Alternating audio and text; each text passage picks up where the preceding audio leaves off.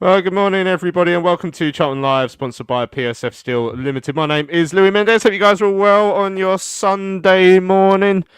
On today's show, we'll be looking back at yesterday's 1-0 defeat down at Exeter City. The Addicts now with just 2 wins in 11 league games and drifting further and further away from that top 6 into the bottom half of the table. Now, joining me to look back at yesterday's game, first up, top right, still in his hotel room in Exeter, is Tom Welling. How you doing, Tom?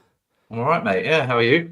Yeah, not too bad. Did you have you had a nice weekend down there at least? Apart from the game, weekend's been lovely. Yeah, just wish I didn't have to watch that really. But yeah, it's nice down here, isn't it?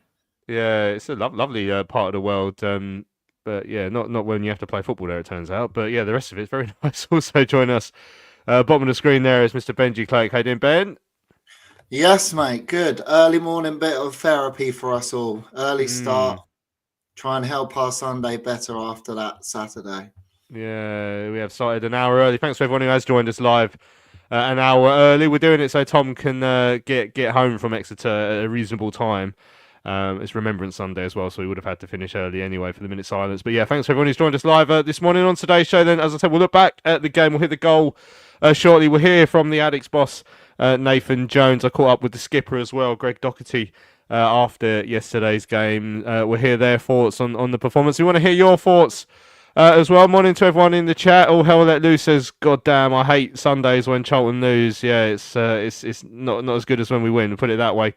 Spamfish is in there saying we're in big trouble. Joseph's in there. Trim, Dudley, Stewart, Alex, Valiant's in the space. Jonathan, let us know your thoughts on yesterday's game. You can email us studio@charltonlive.co.uk. You can tweet us at Charlton Live, or you can join us on the live chat on YouTube. Let us know what you made of yesterday's performance. Where did it go wrong? Where do we go from here? Yeah, we're doing it again, aren't we? So it's a bit concerning that we appear to be having the same exact season as we always have, and we always will. It feels like. Tom, before we hear the goal from yesterday, how do you sum up yesterday's game? Exactly what you just said there. It just feels like every other season, I think, and it hadn't felt like that in the early part of the season, I don't think. But I think you, me, and Nath said it yesterday, didn't we? All the games really seem to just blend into one this season. There were people at half-time saying, "Is this the worst performance?" Or some of them were saying, "This is the worst half of football they'd ever seen," which I think is maybe slightly over the top. But we just offered so little in that first half. It was so poor. And then, ironically, second half, I thought for the first 10 minutes of that second half, we actually moved the ball through midfield. We looked dangerous. We created a few chances, and then concede a sloppy goal, having defended corners so well all that first half. Concede from a corner in the second half, and after that, just resorted to our standard hoofball. And even when we had both Gas and Leeburn on the pitch, seemed to be hoofing it up to Godden instead, smallest player up there. And just couldn't make it stick. But even then we had chances, didn't we? Godden's chance, Mitchell's header, Coventry from the free kick, put it narrowly wide. We could easily have won that game yesterday, and that would have been totally unfair because we didn't deserve to. So, yeah, really, really frustrating afternoon. Just a sign of where we are, I think, to be honest. And as you say, real danger now of it just becoming another mid-table League One season. Certainly. Well, on that cheery note, let's have a quick listen back to the goal from Charlton TV yesterday. Terry and Greg were your commentators. We'll have the corner. Francis to take. Swings it in towards the near post as a header, and Exeter take the lead. It's Kramer the goal after 59 minutes, running across the Charlton defence, winning it at the near post. And despite Charlton being the better side in his second half, it's a set piece. It's undone the Addicts. Yeah, that's just too easy, isn't it? Unfortunately, Kramer running across the 6-yard box to a ball fizzed into towards the near post. Nobody tracked him. Nobody got there in front of him. Easy flick in for the goal. And as you say, the opening quarterman out, pretty much we've been the side on top. And one lack of concentration and we find ourselves behind. There you go, just a quick listen back to the goal from yesterday. It came from a corner, which, as Tom said, ironically, we had dealt with really well in that first half, Ben. But dealing with corners was one of the few things we did do well in that first half. Yeah, we had an early chance where Taylor put in a lovely cross for Godden, but then after that, I feel like we've had periods like this every time we've gone to Exeter over the last few years under Caldwell. There seemed to be a team who really likes to try and get front-footed and push under pressure, which they actually did. You know, something that I think we want to be, but we aren't. And that first half, we just couldn't get out. We couldn't create chances. And you're thinking that if we're a team that's serious about what we thought we were going to be serious about at the start of the season, we wouldn't be putting in as many performances like this in spells of games that we have been doing over the last few weeks. Yeah, I think if we look last week against Southend, and you're not surprised by this performance, I from yesterday, because we had no real cohesion in our play last week. They had the possession, just like Exeter had the possession yesterday. I mean, all the corners they had, they looked the better side. I guess we were going into it with not much confidence after the Southend game. And yeah, we try and play this direct game, pumping the ball up to Lieber, hoping it sticks, trying to get the second ball, and it's just not working. As Tom said there, you had loads of fans saying at half-time, one of the worst halves. I feel like we say that quite a lot lately.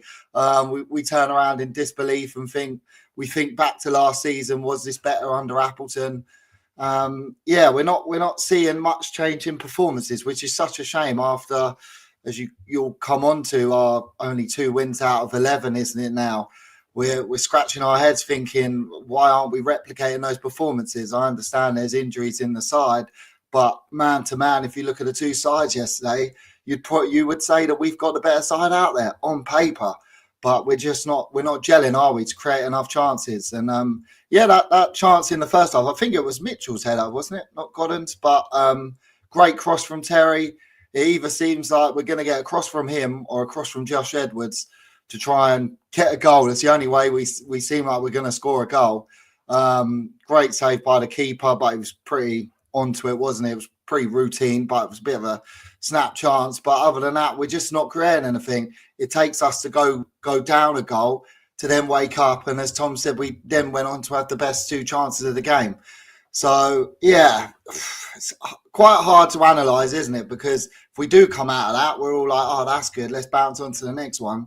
But it's the same old problems, isn't it? It's the same old problems we said last week. We're just not looking that side that is going to kick on and get something to then get something else. We look like if we do get something, it's a bit of luck or at the end of the game. Yeah, exactly. I'll put this. We do this lowdown thing on the SLP website where I have to sort of sum up the game, and my overall thoughts yesterday were very similar to how they have been all season. Is that we're a team that relies on very fine margins. We don't dominate games for long spells. We'll have moments, certainly. Like I say, start of the second half yesterday, ironically, when they went on to score, was probably our best bit. And then the last 10, 15, we put them under a bit of pressure as we went in search for an equaliser, as you would expect. But we're relying on, games that are finally poised to fall in our favour, and we're not taking that initiative enough. And that's why we're going to end up winning the odd game 1-0, losing the odd game 1-0, drawing a lot of games. And that's what yesterday was for me. We only really played for a little portion in the second half, and that it's so frustrating, Tom, because I think reality probably set in for me. I think I said after the Wrexham game, where I just don't think we've got enough. I was full of hope at the start of the season, like I think everyone was. Maybe we had something about us. We were solid defensively, but then we've lost that at times this season. Like I say, even yesterday, I thought overall we defended quite well, but then we fell asleep at a corner. But then we just don't have enough creativity going forward. And when we do, we haven't been taking chances at times recently. Even then, I feel like we scored more goals, but it is very finely balanced all the time, and we're falling on the wrong side of it at the moment. Yeah. And I obviously haven't listened back, but if we go back to our pods after Wigan and after Bolton, we probably weren't saying a lot of different stuff, but obviously the mood and the energy would have been different in what we were saying. But we were probably saying, look, we got a little bit lucky. We scraped the victories. We don't know what our style of play is. I know we were saying we're not very creative through the midfield, and that hasn't changed. So I don't think our style of play has changed at all. I think we've been pretty consistent on here about sort of analysing this team. It's just when we're winning the games, it's sort of you get the right side of it. And, like a Birmingham game where Birmingham came and they tested us and they pushed us, but we defended really well. And I think really the only thing that's changed is the pendulum swung slightly, so we're now on the wrong end of those fine margins, and the defensive solidity that we had for those first 4 or 5 games has disappeared. Obviously, Lloyd Jones, Kane Ramsey being big misses in that, but you can't just blame injuries. But that creativity in midfield is still a worry, and I know pre-season we were talking about the amount of strikers we had. We knew Leeburn wasn't back fit yet, but we know what Chuks can do. We know what Leeburn's capable of when he's fit. We know what Godden's reputation was coming in here. Kanu had finished last season strongly. And obviously there was Gassan as well. So there was a lot of people there and we were excited about that. And I still think that if we can find a way to get those players more involved in the game, as Benji said, we've got the players on paper to be a very good side at this league. But Jones just can't seem to figure out how to get the ball through midfield and to those attacking players properly. And as a result, we are just a very, very direct team, which I just don't think suits us. Take Tyrese Campbell out of the game like we did yesterday. We've got no pace, we've got no width, got no flair. And that's just an issue. So what do you end up doing? Well, you end up just lumping it to Miles, who I don't know if he's disinterested or not fit or just not quite clicking, because I know he scored obviously a couple at Southend, but he just looked slightly off it yesterday. And it's very, very difficult. It's difficult to know where to go from here. And obviously getting players back fit should help, but we can't just rely on that. And we're looking to January already, which is kind of writing off the next 6 or so games until then. And if we do that, we're out of the playoff hunt. It's as simple as that. So we've got to find a way to gel these players in the next few games, get enough points to keep us in the hunt, and then hope we can scrape through January. Because I agree with what John said on Thursday's pod. I don't think it is as strong a league as we first thought it was going to be. I think Birmingham head and shoulders are the best team. But I don't think after that, anybody we've played really has been particularly good. And once again, we're just being dragged down to the level of everybody else.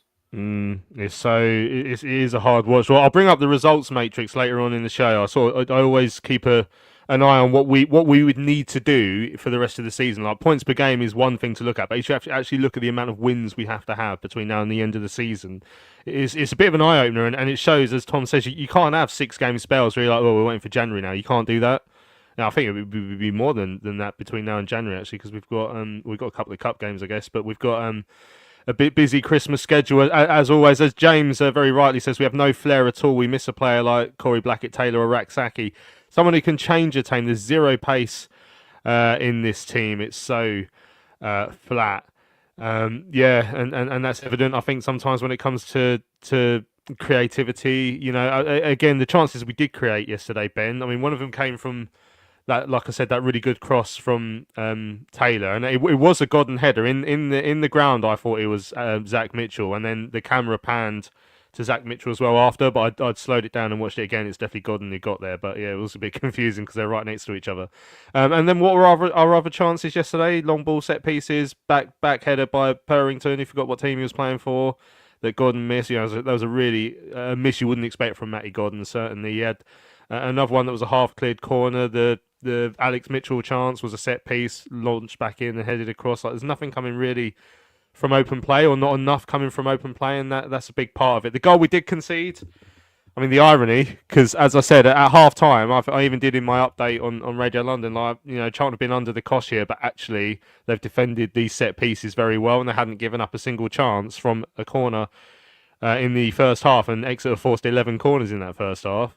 They forced 2 in the second half, and then they score. I mean, that was it looked like Leeburn was on the post. I think Josh Edwards seemed to be trying to track the score. It's Kramer, the Brentford loanee, but after what we've done in that first half, I guess purely as a percentages, if you give away that many corners, you're bound to concede from one.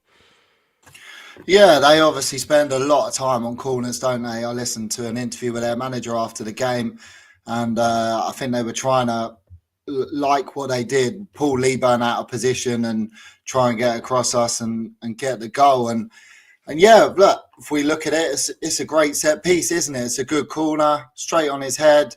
Heads it across goal, across the keeper, and keeper doesn't move, and it goes in. And it's one of them where fine margins, as Tom said, they didn't have clear-cut chances in the game, but if you spend enough time with these set pieces, you know how important they are to score a goal. And you said with Godden's chance in the first half, it is similar as well, actually. I know it's not from a corner, but it's a header where he kind of glances at it.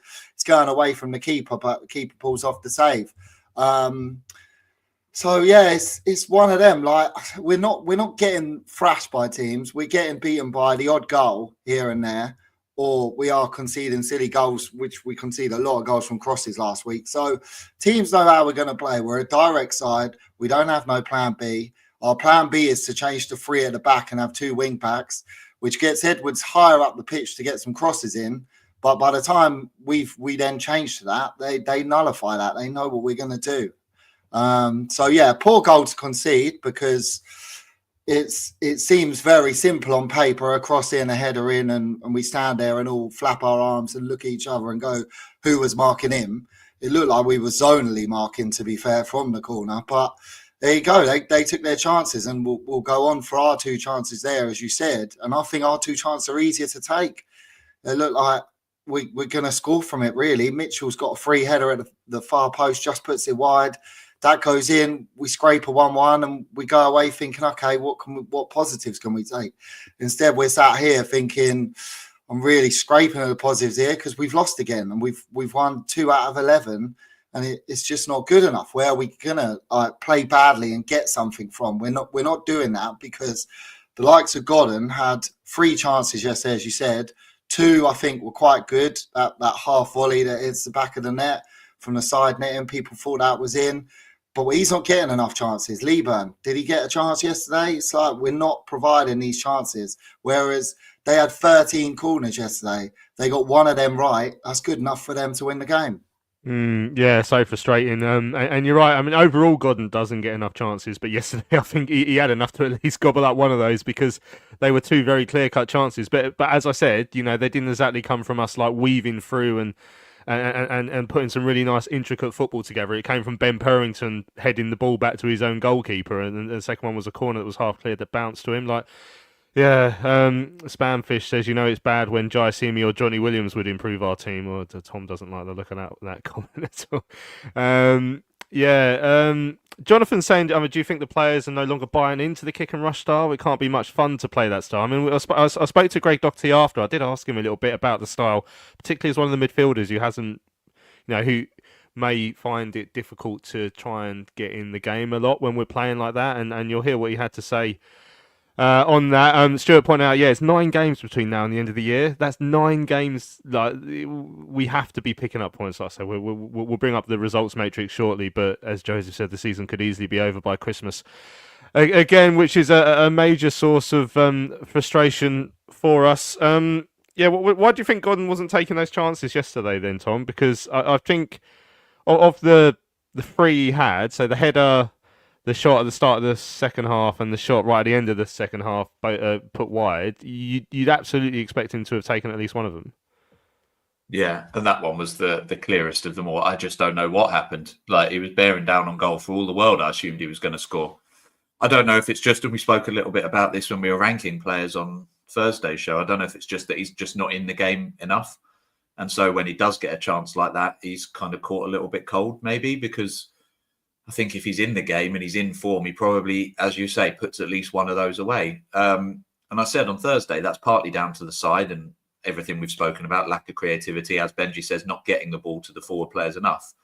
But also maybe he's got to do a little bit more. But then second half, when he's then being asked to drop into the 10 and we're shaking up the midfield, then that doesn't help him either, because I think he needs to be on the edge of the box, ready to kind of take those chances there. So, yeah, it's a really difficult one. I still think overall he's a good finisher. I don't think we can just put it all on that one miss. And as I say, if we had got away with a point yesterday, I think we wouldn't have deserved it anyway. So, but those are the sort of chances, sadly, when you're in this sort of run of form that you need to take. And when you don't, you're not going to win many games. So, yeah, really disappointing. I don't know when he didn't score against Southend, did he? I don't think.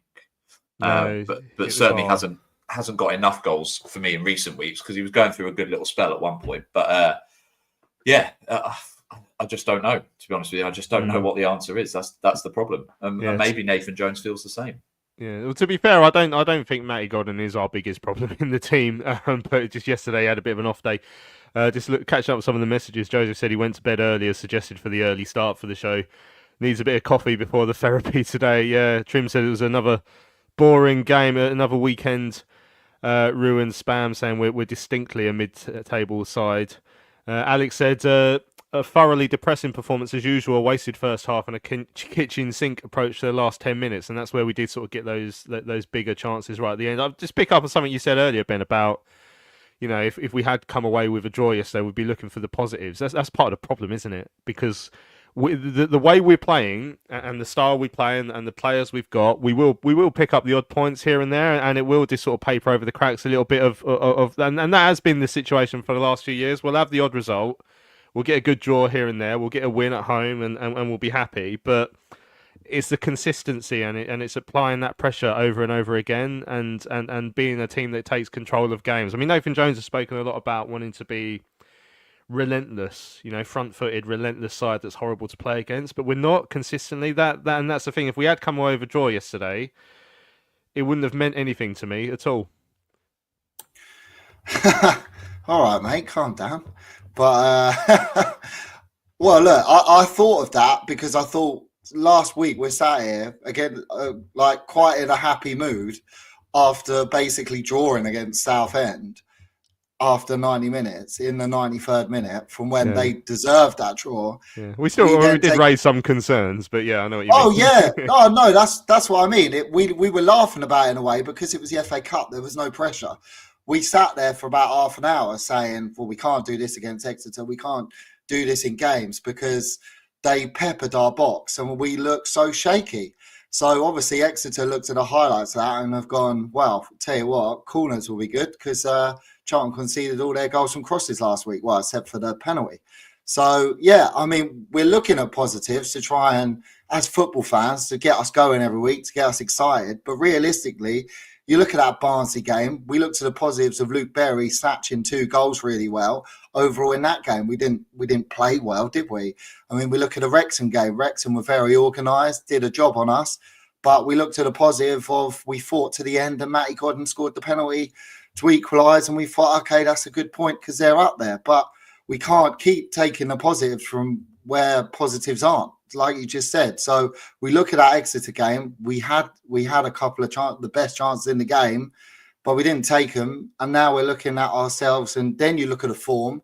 Then you go, cool, actually, that penalty against Wrexham that felt good at the time, you look back at it and go, well, our form's just not been good enough, has it? Apart from that Birmingham game, in and around that, we forget about the 3 losses up to that. We forget about throwing away that lead against Barnsley and should have winning against Stockport. So now that gets highlighted, and then we think, right, what could we do better? I mean, you think about it, we are only 5 points off those playoff places, so it isn't too much of a panic button, but it is when you look at our season, we are looking at it overall and thinking we haven't played that well over enough games to draw positives enough to think, right, well, I'll tell you what, Peterborough next week, I can see us turning that around and getting a few. But it's not just one game. It's not just that Peterborough game.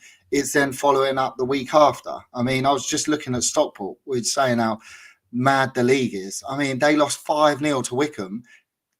They pick themselves up, local derby yesterday, and win 5-0 against one of the best sides in the league. It's following that up the next week and just trying to keep yourself in and around it. And if we aren't careful with this season and the games coming up, we will fall away. And by the time January's coming, which we're all hoping we can get in a more creative player like a Corey Blackett-Taylor or another centre-back to strengthen us up, it'll be gone by then, and we'll just be thinking, oh, well, that stands in good stead for next season, which we constantly do every season, don't we? How many times have we said that? It's a building year for next year. We always get to around this. I mean, even Joseph says it here. Like at the start of the season, we were hopeful for a playoff place, but honestly, weren't we meant to be looking to build for next season? I mean, I think that's the earliest shout we've had for a build for next season for a while, actually, in November. But yeah, oh, God, it's painful, isn't it?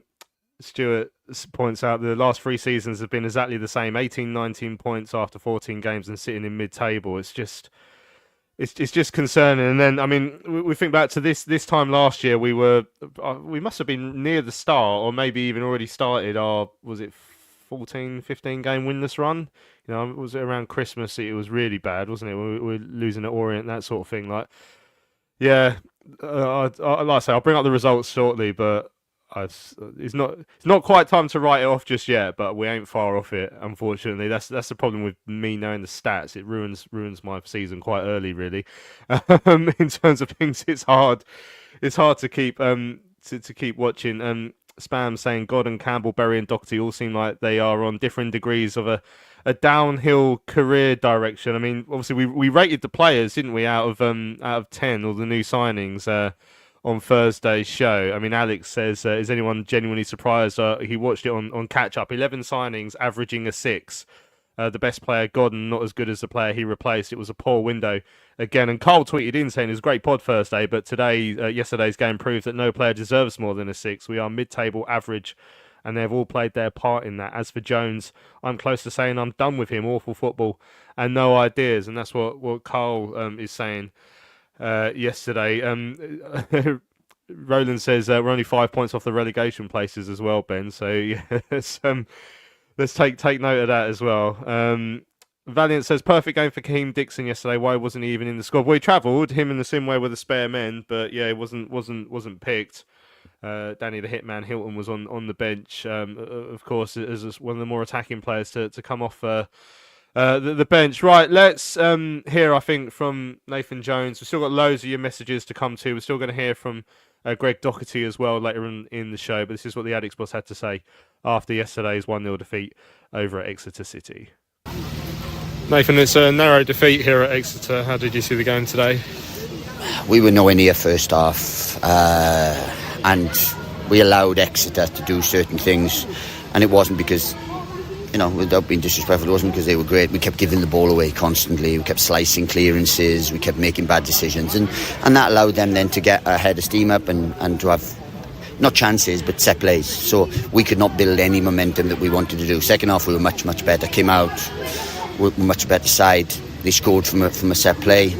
It's ironically we defended so many first half and couldn't defend one in the second, and then we had at least 3 clear-cut chances that we should have got something from the game, and we didn't. So that's probably the tail of the game. Yeah, frustration that you didn't come away with a point at least after those chances you had in the second half. Oh, we had clear-cut, glorious ones. You want them to fall to the people they fell to, and we didn't create those. You know, we were much better side second half, but we couldn't get the goal. And I think if we'd got one, then look, we could have gone on and won the game. But this all ifs and buts, really. You mentioned falling asleep, I guess, at the set piece there when they had defended so well in that first half. It didn't feel like one was going to come from a set piece. Well, look, it's a good ball in, it's a good run, and it's a good flick. I mean, for their point of view, it's a well-worked free kick, set play. So it's not take anything away from Exeter, you know, the way they prepped. But we could have cleared it. We could have been better.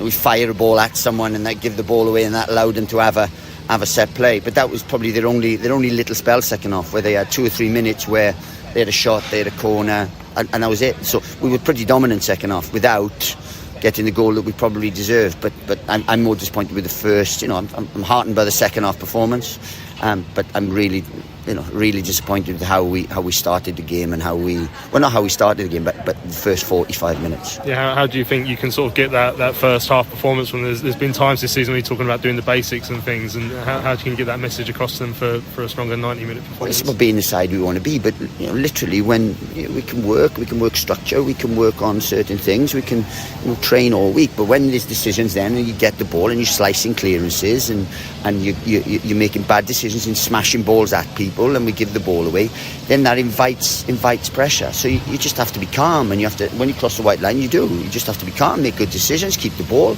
and then you can build through structure and so on. But we didn't give ourselves a chance first half. Second half, I thought we were really good.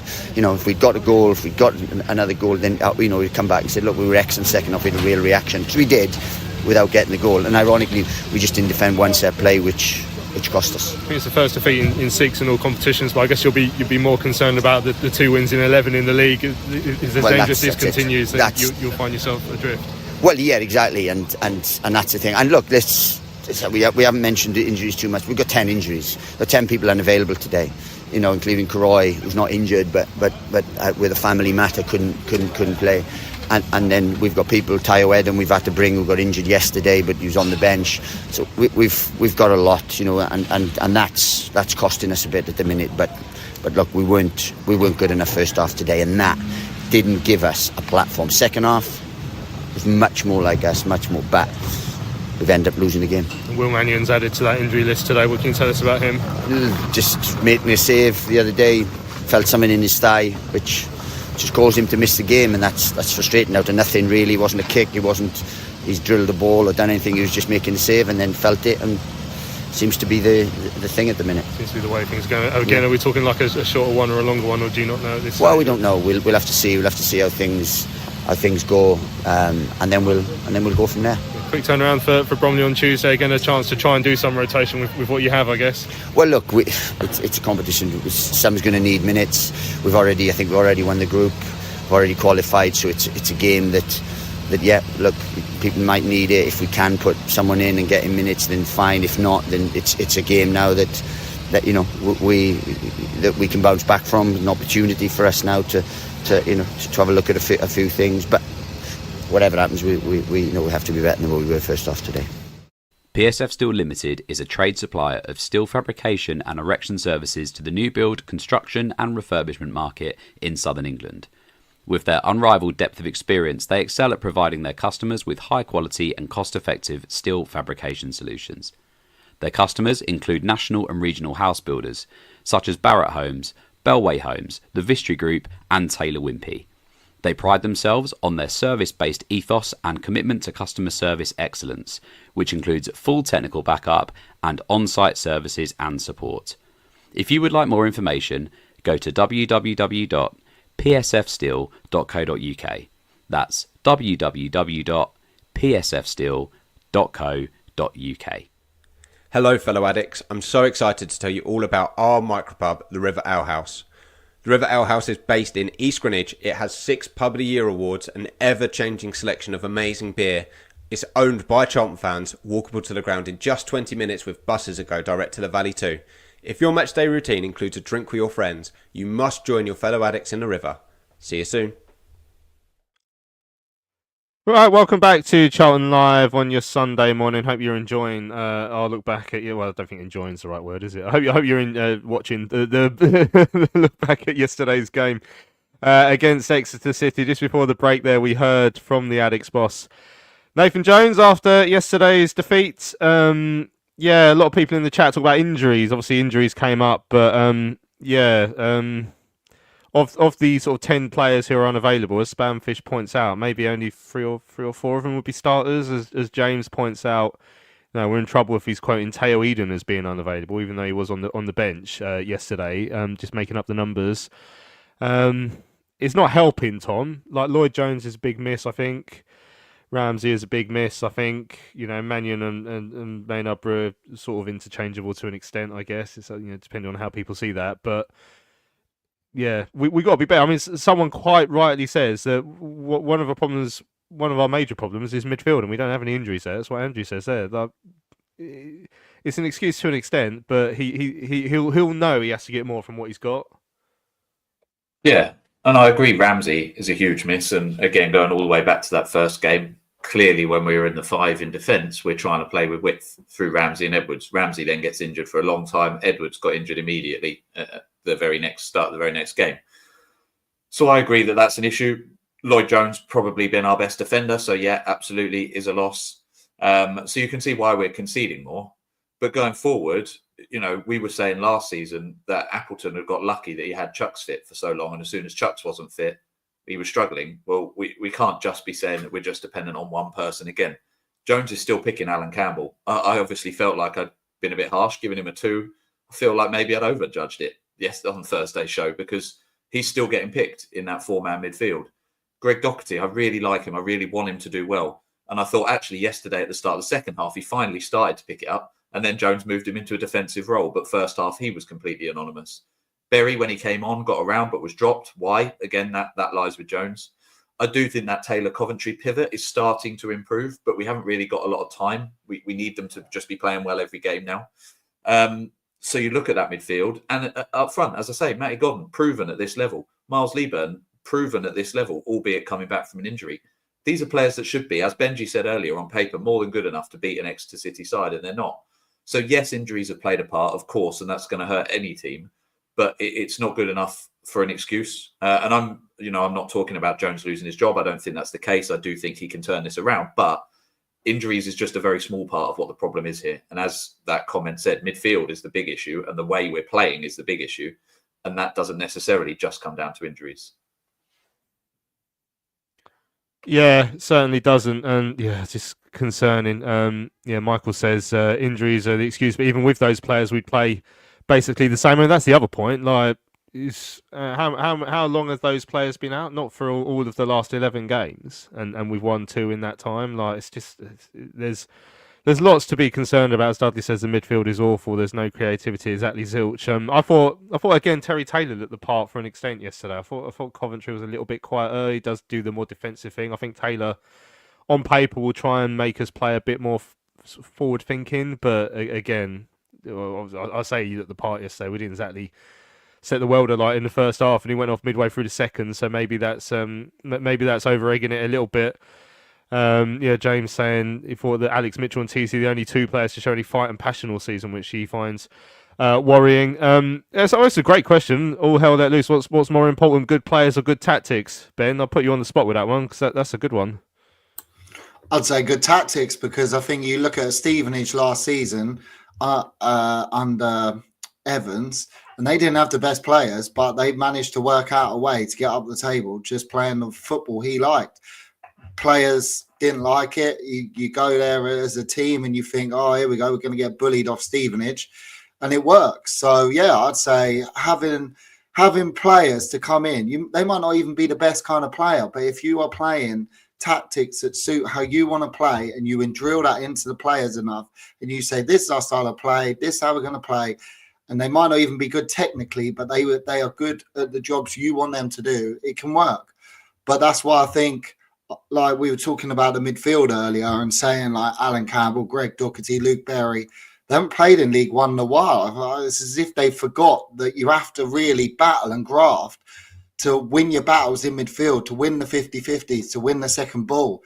In the Championship, they have more time on the ball to play their game. Same with Matty Godden, I think. Matty Godden's used to having a bit more time, having a bit more chances. But in League One, I think it's a bit more of a battle. So, yeah, I think we've got players that are falling down from the Championship this year for League One. I don't think they're up for the battle enough. I think they forgot what League One's about. But, yeah, my opinion, more on tactics, more on how can we beat the opposition rather than players like being better technically. I don't think that helps us in League One.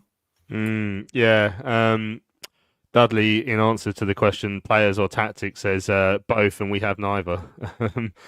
James says getting points is more important no matter how they come. Alex is saying the midfield, the box midfield hasn't worked for him last couple of games. Now we have no width at all, but apparently this isn't what Nathan Jones wants from his side. Chris pointing out we don't really have a Pratley or a Dobson type to drag them on.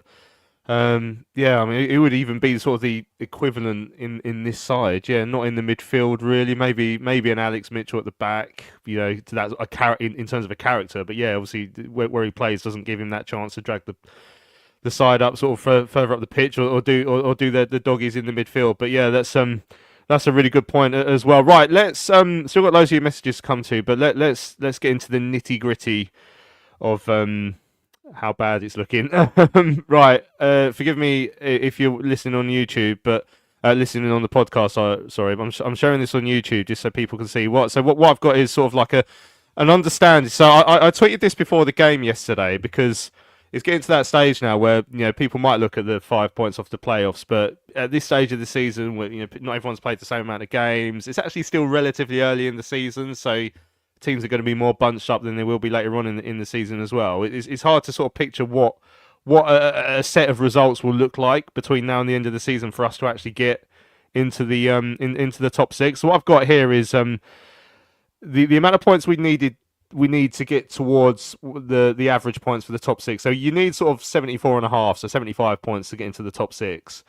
We're on 19 currently, so we'll need another 56 points over the course of the rest of the 32 games. So you're looking at the most realistic one of these is if you only lose another 6 games all season and win 15 and then draw 11 of your remaining 32, or lose 8 games and then draw 8 and win 16. And probably less likely is to win 14, draw 14 and lose only 4. So this is quite stark, Tom, when you look at this. Are we looking at this side now and saying out of the next 32 games, we're only going to lose 6 games and win 15? That's the question you're being asked. And you cannot afford, in those 9 games between now and the end of the year, to be losing 5 of them. Like that's what, or even 4 of them on that points tally. That is what the situation is. That is how difficult it is to get into the playoffs. You can't have runs where you've won 2 games in 11 like we've just had.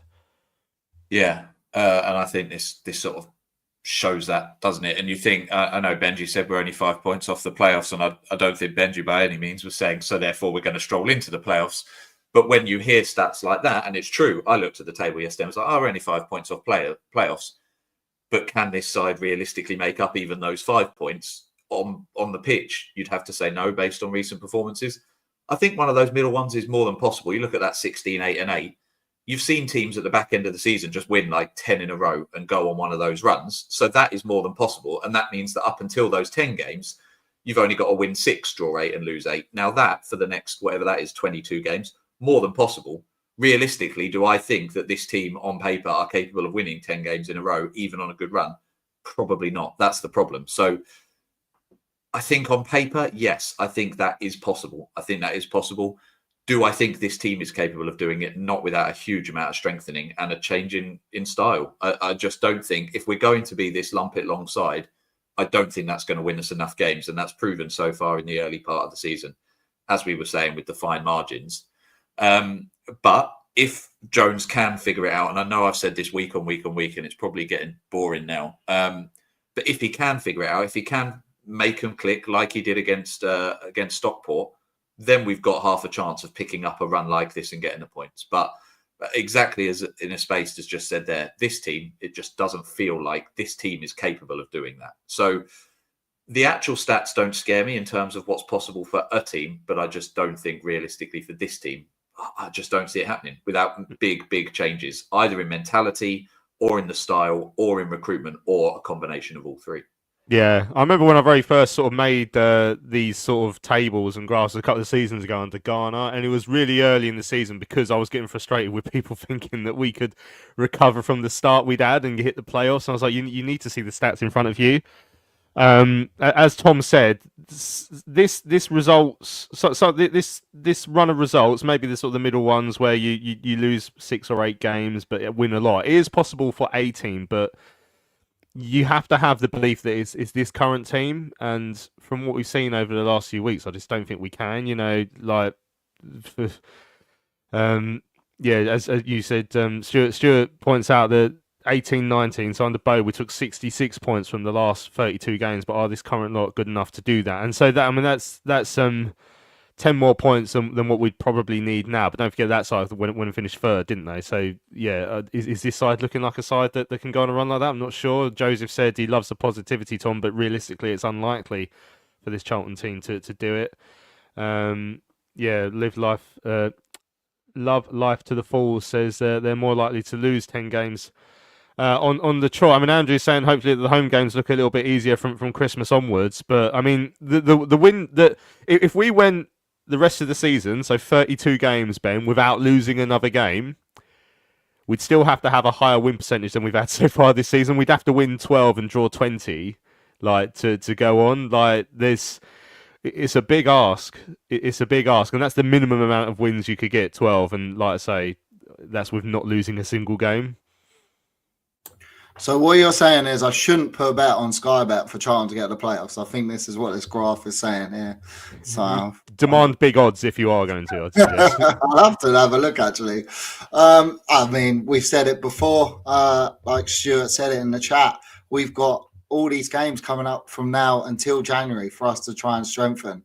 So we've got to hope this team can do it. Do I believe in that? Well, no, like you can't. The evidence is showing in these performances at the moment that they're so inconsistent with performances. I think they enjoy when they come up against the bigger side that we can try and put our direct style of play and our pressing side on these sides that do like to play football. But when we come up against lesser sides that kind of play similar to us, we don't have a plan B to change us around. We do have a Tyrese that I think we have missed, because when he's come on lately, I think he's been a real threat, like he was against Wrexham when he came on. But other than that, we don't have the strength and depth in wingers at all, do we? Well, we're trying to make him into a striker. So, yeah, we can't wait. By the time January's gone, all those hopes will have gone. I think back to last season, and Oxford had a great charge into the playoffs. They were right down the bottom. New manager came in, and obviously they're in the Championship now, doing quite well there. So we can do it. We know that teams can do it, but it's having that confidence, having that evidence on how the season's gone so far for us to look back on and bring us hope. I mean, after the Reading game, our first loss, I was quite deflated after that, because I thought, what a shame. We've been doing quite well. But after yesterday, it didn't feel like a deflation. It just feels like reality, like for us, because as we're repeating now, we were probably repeating this last year as well. It just seems like this happens a lot for us. We have a bit of hope, and then once the injuries kick in, we can't seem to ever kick on and try and get to January actually looking in a good place and thinking 1 or 2 here can really push us, like cement our place up there. It's just not, is it? Yeah. Talk about the seasons all being the same. Do you remember I think like in maybe a couple of weeks before Christmas last year, we were like, right, just pick up some points and get to January. And by the time that Christmas had come, like Boxing Day, everyone was like, right, the manager's got to be sacked now.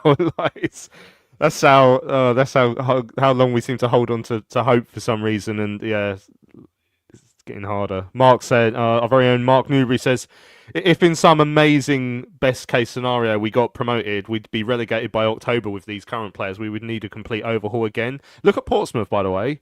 Look at Portsmouth absolutely floundering in the Championship. And they were like one of the best sides in the division last year. Like tough. Right, we're going to hear from Greg Docherty now. We've still got a few more of your messages to come to, but let's hear from the Addicks skipper. I was told he asked to come and speak to the press after yesterday, sort of taking his captain's responsibility. This is what he had to say after the defeat over at Exeter. Greg, 1-0 defeat here at Exeter. How did you see the game today?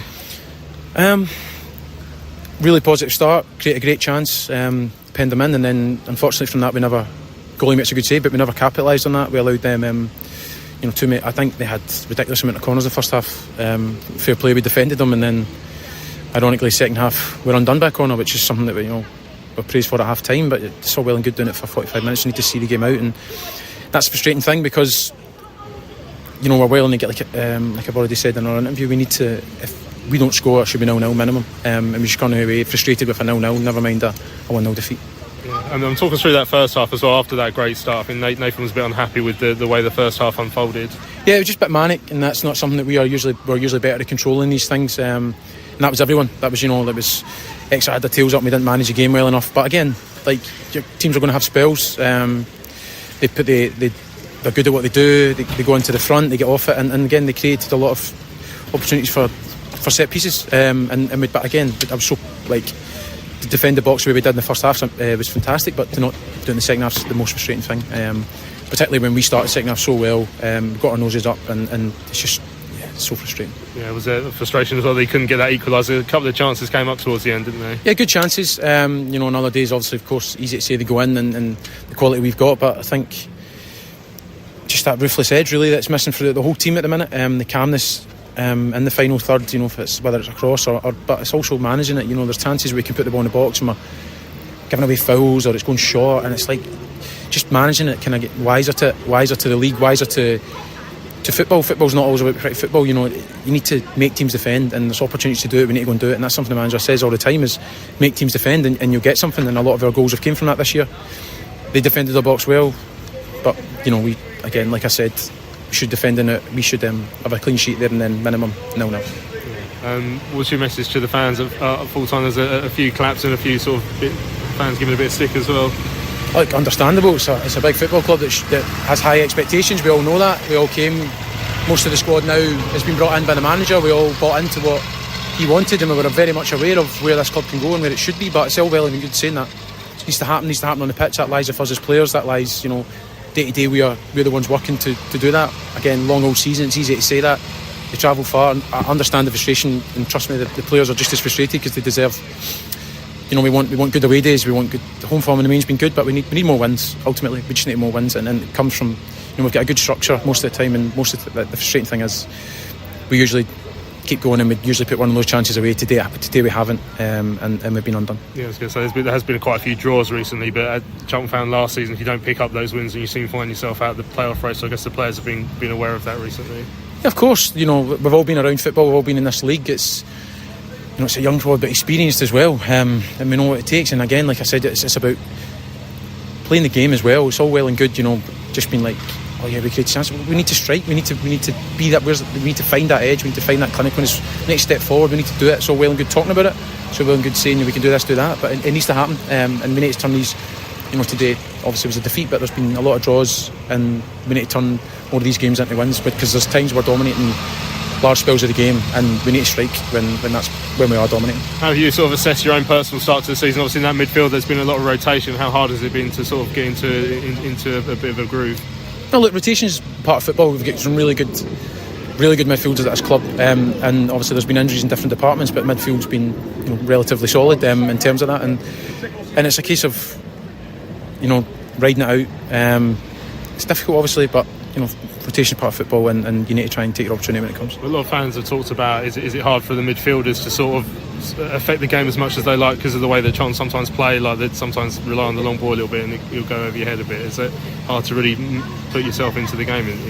I wouldn't say so. I think we have different ways of playing. We have plan A, B, C, and it's a case of what at the time we feels right of doing, and you've got to decide on the pitch what you feels right to do, and if that's the case and the ball goes forward over our heads, then we need to get around it, and it can be effective. We've seen teams do it to us, and different games require different things, and it's about trying to just in the moment. It's all well and good. After it, obviously hindsight's brilliant, but in the moment you've got to decide what's right, and it's a split second usually to do it, and look, of course everyone wants to play tiki-taka football, but it's not possible, and there's different ways of playing football, and that's the reality of it, and we've been effective at it. We've scored a lot of goals from the way we play, and today we could have.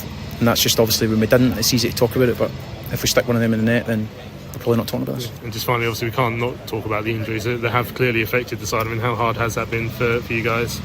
Yeah, look, of course, but I don't want to. None of the players that are in the team want to dwell on that, because we're the ones in the team. We've got such a strong squad. Again, we've all put a lot of work in over pre-season to know when we're called upon we should be ready. We've been relatively solid up until the main. Obviously, we've been hit with this injury crisis if you like at the minute, but we've got enough players, enough quality coming in, and we're still fielding a very strong 11 and a very strong bench. There's no doubt about that. Subs are coming on really good. So we've got competition in areas, but we need to take our chance. We need to take our jersey when you've got the opportunity to do it. and I don't really want to dwell on the fact that there might be injuries, because again we've got good quality players in every position. There you go. That's the skipper Greg Docherty after yesterday's game. Yeah, Alex says, to be fair, he's a good mouthpiece for the team, but he hasn't had the presence on the pitch that is required of a captain, unfortunately. I think we spoke about that on Thursday, really, Tom. I mean, I asked him there about how hard it has been to affect games and what he's made of his own sort of performances with the rotation. But, I mean, who was it? Adam said he's found him he's found him massively underwhelming so far, but it's not just him, it's the vast majority of that midfield, isn't it, where we're struggling to control games, partly because we're not really playing through them. Yeah, I didn't know what to expect from him, really. I didn't know enough about him as a player, but I've been disappointed. And again, partly, and I said this on Thursday, partly just because I really like him. I think he comes across well and I really want him to do well. And whether we like it or not, he is our captain. So he is leading them, however we choose to take that. And so, I want him to do well and I want him to drag the rest of the team through as well. I thought he came across well in that. I noticed I don't know if he dodged the question or just forgot that you'd also asked him about his own performances there, because he didn't really say what he reflects on himself, but I'm sure he thinks he could do better individually. But as I say, it just goes back to that whole point that the midfield, I just don't think at this level is good enough going forwards creatively. I think the defensive side of it is okay. Now that Taylor and Coventry are becoming a bit of a pair, let's see how that develops. But going forward, Karoy's got industry, Docherty can have industry, Berry can weigh in with the occasional goal, but aside from that, what does he offer? Campbell doesn't really offer anything as far as I can see. So you're looking at that going forwards, and you just think, how do you get those balls? We talked about the strikers earlier and the amount of strikers we've got, and largely good quality, not brilliant, but good quality. If you can't get the ball to them, then it's always going to be tough. So, yeah, that bit I'm not so sure about. And also that plan ABC, I don't feel like we've really seen that. To me, I've said this for a few weeks now. I'm not sure what sort of team we're trying to be, other than this sort of lump. And it's not even direct; it's just lumping it long. It's Gillespie out to the left, sort of wing back's position, and lumping it long, and that's just not working. As Docherty says, if you're doing that, you've got to get around them. Well, why aren't they then? Because I haven't really seen midfielders getting around the strikers. So, yeah, credit to him for coming out. As you say, he didn't have to do it, and he does. But yeah, we need to see him sort of lead like that on the pitch a little bit more for me. Right, a couple of quick messages as well. McSquared emailed saying it was another woeful, toothless away performance against the sort of side we have to be beating if we want to be challenging. Our defensive players improved, but we're creating very few chances, and when they do present themselves, our strikers can't hit the proverbial barn door. Perhaps we didn't deserve to lose yesterday, but we never looked remotely like winning the match, and that's totally unacceptable. The squad as it stands is clearly nowhere near good enough to get in the promotion mix. At the very least, we'll need to bring in some fresh attacking blood in January, otherwise the season is going to fizzle out like so many in our recent past. Very concerning indeed. Platty said a disappointing result, albeit with loads of injuries against the team with the best defensive record. He says, in his opinion, Jones will be given 2 windows to churn the squad and succeed. If we don't, if we don't give them that, how can any manager come here and confident they'll have time? Yeah, Paul tweeted yesterday saying, I'm sure this show is going to be a barrel of laughs. It hasn't been. It hasn't been, unfortunately. Paul, you could imagine. Alan said he wants to get rid of the box midfield without a creative midfield and wing backs. It's 4 of the same players with no width. He's still Nathan Jones in, but strange not to have Dixon and Asimwe on the bench. Dixon last 10 minutes could maybe buy some fouls or do something. Very, very brief look ahead to Bromley. Ben, it's been nice day for them, I guess. I think they need a result to go through. We're already through, top of the league. You looking forward to this one? Big game, big local derby against our rivals Bromley. Yeah, it's a shame it's not an FA Cup game, isn't it? Because we were hoping to get them away in the FA Cup or something. Well, the hitman Hilton surely's going to start with the gas man up front. I think that will be nice to get them a bit of minutes. Can he start? I don't know. I generally don't think he will start personally, but what do you think? He might get sent off, booked straight away after 5 minutes, straight away. Forget that. I just think he's more of an impact substitute. Yeah, just trying to. I mean, unless you try and give Godden minutes to try and score a few goals to give him a bit of confidence after missing a few. Obviously, I think the gas man will start, won't he? I think you'll have the likes of like Berry starting, Asimwe, Reg, those kind of players. I know we have got our injuries, but there's a few waiting in the wings to play. So, yeah, it'd be good. I mean, I thought Asimwe played well in the last game. I'm a bit confused about Mitchell playing a right back at the moment. I'm not sure that's really helping him, to be fair, with his progression. Reg has played there. I didn't think he looked too out of place. I think we praised Reg when he last played there. I think was it against Stockport when Reg came on and looked good there. It's a game of football. There's no pressure on, so at least we can kind of enjoy, and the result doesn't have to matter so much. Just going back to one of the comments, actually, that I just thought was quite good, because I was thinking to myself, Jay in a space wrote, it can't be good for morale when the manager constantly bemoans the missing players and begrudgingly says replacements gave everything but we lost. I did think about that, because it keep moaning about the injuries and stuff that we're missing. It kind of the players there probably look around and either use that as an excuse or kind of don't believe in the confidence of their other players. Do you know what I mean? I did think that myself, but yeah. Anyway, well, we'll see if he uses that as a talking point again as the weeks go on. Right, we've run out of time. Tom's got to shoot off to start making his way back to South London, so we will leave it there. Thanks to everyone who joined us live at the early time. I could have done with another hour in bed if I'm being totally honest. I got in at midnight, I think, but I was up at 7 to let Tesco in anyway. But yeah, no, it's I've enjoyed looking back at yesterday's game, getting it all off your chest. I guess. Massive thanks to Tom and to Ben. Safe journey home, Tom. Cheers, lads. Thank you. Cheers, guys. Good to speak to the pair of you. So I'm Louis Mendes. This has been Charlton Live, sponsored by PSF Steel Limited. We'll be back on Thursday to talk about the Bromley game and then look ahead to next Saturday's home game with Peterborough United. We shall see you then.